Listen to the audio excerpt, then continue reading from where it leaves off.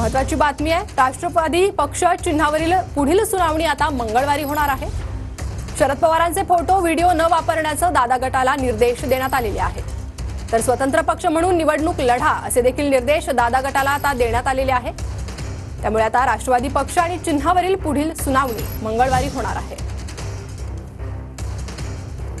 तर सुप्रीम कोर्टाकडून हे निर्देश देण्यात आलेले आहे। अजित दादा गटाला शरद पवारांचे फोटो व्हिडिओ न वापरण्याचे दादा गटाला निर्देश आहेत। त्यासोबतच स्वतंत्र पक्ष म्हणून निवडणूक लढा असे देखील निर्देश सुप्रीम कोर्टाकडून दादा गटाला देण्यात आलेले आहेत।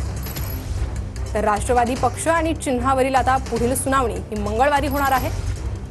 दरम्यान दादा गटाला सुप्रीम कोर्टाकडून काही निर्देश देण्यात आलेले आहेत, ज्यात शरद पवारांचा फोटो किंवा व्हिडिओ वापरू नये, त्यासोबतच स्वतंत्र पक्ष म्हणून निवडणूक लढा असे सुप्रीम कोर्टाचे निर्देश आहेत। पुढील मंगळवारी काय महत्त्वाची सुनावणी होते हे पाहणं आता महत्त्वाचं असणार आहे।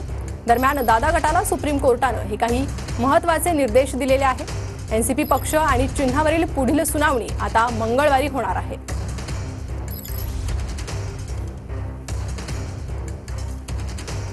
तर सुप्रीम कोर्टाने राष्ट्रवादी अजितदादा गटाला काही निर्देश दिलेले आहेत, ज्यात स्वतंत्र पक्ष म्हणून आपण निवडणूक लढवावी असा निर्देश आहे। त्यासोबतच शरद पवारांचे फोटो आणि व्हिडिओ न वापरण्याचे देखील निर्देश आहेत।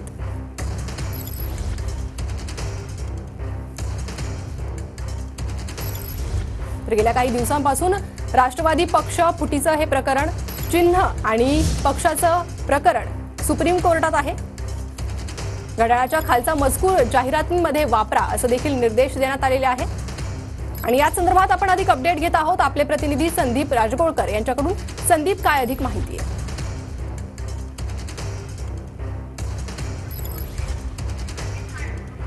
प्रणिता, राष्ट्रवादी काँग्रेस पक्षाचं नाव आणि चिन्हाबाबत काही वेळापूर्वी सुप्रीम कोर्टात सुनावणी झाली। महाराष्ट्रामध्ये निवडणुकीची रणधुमाळी सुरू असतानाच दुसरीकडे या पक्ष आणि चिन्हाच्या नावाबाबतची सुनावणी आज सुप्रीम कोर्टामध्ये पार पडली आहे। यामध्ये स्पष्टपणे अजित पवार यांच्या पक्षाला निर्देश देण्यात आलेले आहेत की शरद पवार यांचा फोटो कुठल्याही परिस्थितीमध्ये वापरू नका।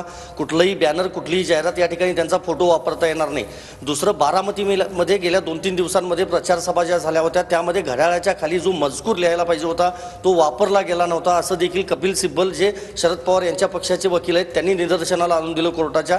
त्यामुळे कोर्टाने त्यांना स्पष्टपणे सांगितलं की प्रिंट मीडिया असेल, इलेक्ट्रॉनिक मीडिया असेल किंवा इतर माध्यम असतील, ज्या ज्या ठिकाणी तुमच्या पक्षाची जाहिरात असेल त्या त्या ठिकाणी घड्याळाचं जो मजकूर आहे घड्याळाच्या खालचा की हे प्रकरण न्यायप्रविष्ट आहे अशा पद्धतीचं जे डिस्क्लेमर आहे ते वापरावंच लागणार आहे। आणखी एक महत्त्वाचं, राष्ट्रवादी काँग्रेस पक्षाचे आमदार अमोल मिटकरी यांचं एक जुनं ट्विट जे आहे ते देखील दाखवण्यात आलं। कपिल सिब्बल यांनी कोर्टाला ते दाखवलं, ज्यामध्ये शरद पवार यांचा फोटो स्पष्टपणे त्यामध्ये वापरण्यात आलेला आहे। त्यामुळे फोटो वापरू नका असं सांगितलं आहे कोर्टाने। आता पुढची जी सुनावणी आहे ती येत्या 19 नोव्हेंबरला होणार आहे।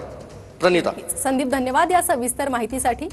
तर मिटकरींचं ट्विट कोर्टात दाखवण्यात आलेलं आहे आणि बारामतीतील अजितदादांच्या सभेत घड्याळाखाली मजकूर नव्हता असं सिब्बल यांनी म्हटलेलं आहे। कपिल सिब्बल यांनी कोर्टात युक्तिवादावेळी काही बाबी निदर्शनास आणून दिल्या आहेत।